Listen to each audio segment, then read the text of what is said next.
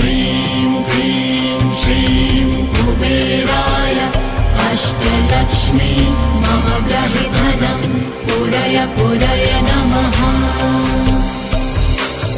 ॐ ह्रीं श्रीं क्लीं श्रीं कुबेराय अष्टलक्ष्मी मम गृहे धनं पूरय पूरय नमः। ॐ ह्रीं श्रीं क्लीं श्रीं कुबेराय अष्टलक्ष्मी मम गृहे धनं पूरय पूरय नमः। ॐ ह्रीं श्रीं क्लीं श्रीं कुबेराय अष्टलक्ष्मी मम गृहे धनं पूरय पूरय नमः।